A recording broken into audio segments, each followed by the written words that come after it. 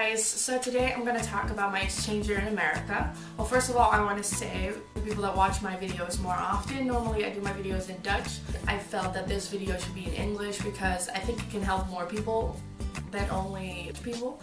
Also, this video is probably more informative and less funny, kind of. But I still really wanted to make this video for this week. But don't worry, next week there's probably going to be another video in Dutch again, so don't worry. Also, I'm wearing this beautiful yellow shirt. That's where I want to start it off with.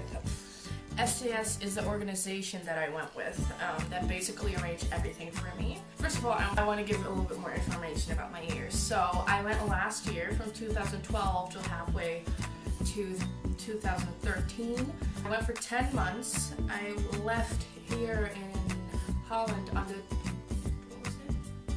I left here on the 16th of August of 2012, and I got back on the 23rd of June of 2013. So I've been home for about 6 to 7 months now. I said my organization was STS Travel. They arranged my flights, they arranged my host family, and they basically also arranged the other organization that works in Chicago, so that I have people to reach out to when something goes wrong. I'm going to talk about why I went kind of later on in the video. So when I got placed, it was about 2 months in advance before I left. Please sign up. You already do your payments, and then they pick a host family for you. You basically fill in all these forms, and then your host family has to fill in a form too, and they kind of see which one matches together and which one they think would be suitable for each other. So 2 months in advance, I got an email with all the information about my host family, which is really nerve-wracking, and also my school and the city I was going to live in. The city that I lived in for 10 months is Chicago. It's in Illinois. It's in like the Midwest area. I was very lucky because this is the 3rd biggest city of America, and a lot of exchange students live in very small villages or in the suburbs, but I was right in the city, which was awesome. I love Chicago. It's amazing. Like, I love it so much. So much. I know that I'm really lucky and most exchange students didn't get to go live in cities, but I really feel like this was fate. I mean, it is what you make of your year. Seriously, I was lucky that I got to live in a big city, so I got to maybe experience a little bit more or go shopping more often. But it's really just the whole experience that you create that makes it awesome. My host family, I was also very fortunate with. At the time that I got there, my little host brother was 8, my host sister was 11, and I had a host dad and a host mom. My host mom was also Dutch, like me, because I'm from Holland. I was very lucky because I got to speak Dutch with her. Honestly, I couldn't have wished for a better host family. I never wanted to leave, or I never needed to leave. So I was very fortunate with them, and they are amazing people, and I cannot thank them enough. I just want to start at the beginning of my journey. So first, when I went, I said goodbye to my family and my friends on Schiphol Airport, which is in Amsterdam. Really sad, but I was already kind of living up to it, and I was just kind of cold turkey. Like, I said bye to them, and then I just went, and then I was like, holy shit, what am I gonna do now? I went on an introduction camp to New York for a week with 5 other Dutch people, and we were flying the same flight, so that was really helpful because I wasn't alone, so I didn't have to go over it and over it again. We went through a little border where you had to say goodbye to your family, and instantly everyone was just like, okay, this is sad, but we gotta move on, and we gotta, you know, we're going to fucking New York. We basically just became friends instantly, which a flight from Amsterdam to London, Heathrow, and then we met up with Danish people, Finnish people, Norwegian people, Italians, Germans, everything and everyone. And it was really awesome because we were with a really big group, and we got to know different cultures and different nationalities. And we took the flight to New York, which is such a long flight in my eyes. Then we got to New York, and stayed there for a week. Stayed in this college called New Rochelle. Got to do all kinds of fun activities to get to know each other, and games, and we went to New York City twice, and one time that was like, I can't even believe it actually happened. We did a boat tour around the skyline of New York, and it slowly got darker, and all the lights were on, and we got off the boat, and then it was like, oh, we have a surprise for you, there's a limousine waiting to drive you to Times Square. So basically we drove to Times Square in a limousine. Like, oh my god, when I think about it, it's just amazing that I did that. So I had a really awesome week there, and I met a lot of friends, and it was a really fun invitation that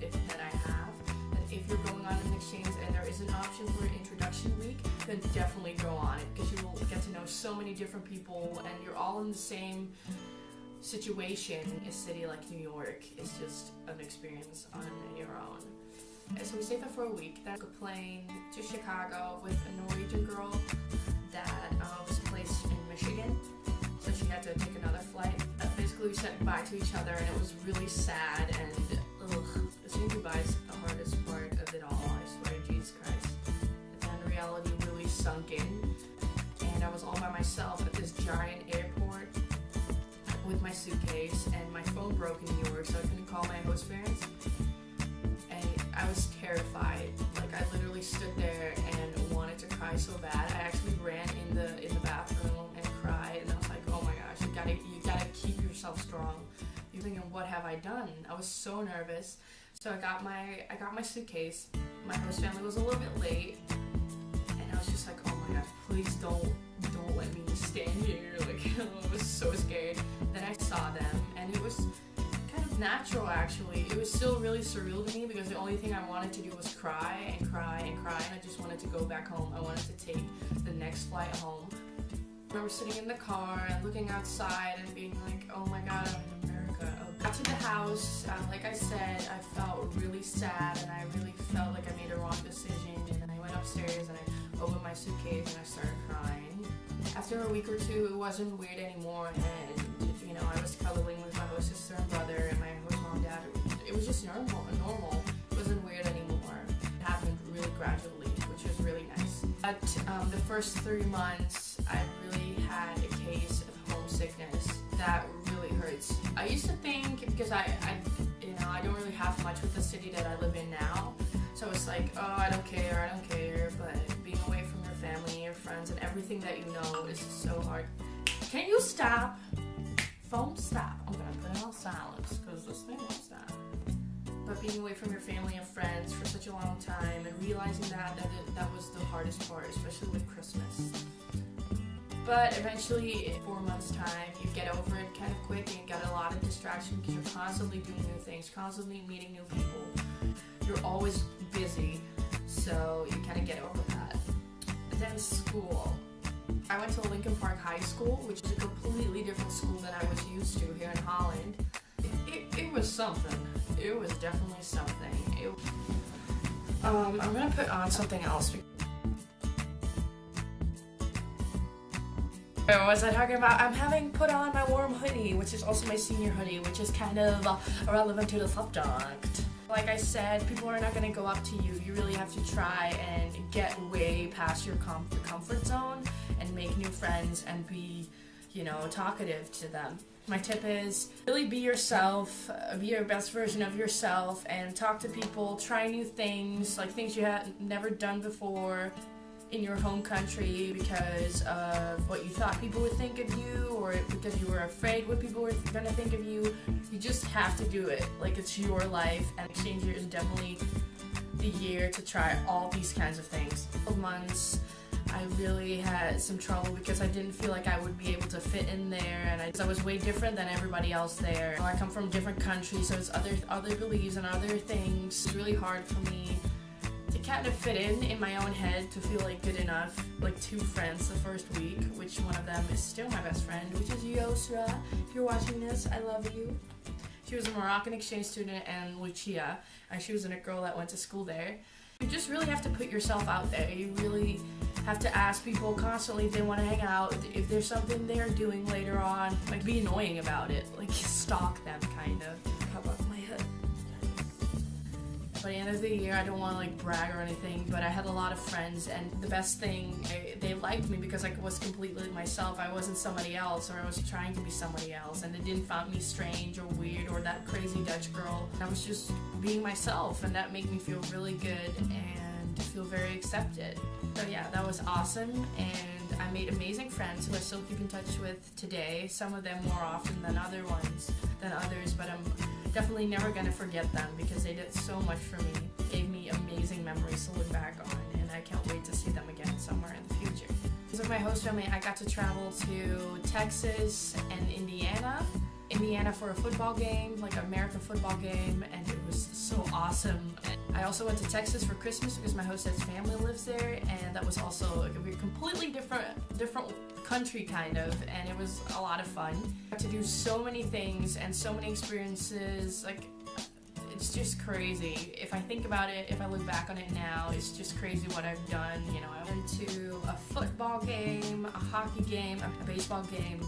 I went to church, which I would normally never do here. I went to homecoming, I got asked to prom, I went to prom, and overall the year was awesome. But there's also, because it sounds really awesome, but you really have to think about it, because not everything is going to go your way, and there's going to be times where you feel really alone and really homesick. If you look back on all of that, like midway through the year, then it's definitely worth it, because it's just an amazing experience. You get to learn so much about yourself. Basically, you have your host family, you have your friends, but you're still all alone in a different country. You get to learn so many valuable lessons. I sound like I'm like an old woman who has lived like 1,200 years. Everybody's year is of course different. Some people have a really great year like me, or some people have a really shitty year and want to go back as soon as possible. But honestly, when you're having a hard time, or if you're really homesick, then you just have to basically fight through it. Distractions, and when you think you're not gonna fit in, or you're not gonna make any friends, just keep on trying. Just be nice to people, and it will happen eventually, and you're gonna have some awesome memories to look back on. For me, probably the hardest part was saying goodbye. It was probably harder to say goodbye to the people in America than it was to say goodbye to my family and friends here. I knew when I was going to see them again. Some people I just have, like, it's not going to be the end, like we're going to see each other again. So we're all really thankful I got to meet these people, and also the people that I don't really have fond memories of. I learned a lot of lessons, so thank you guys.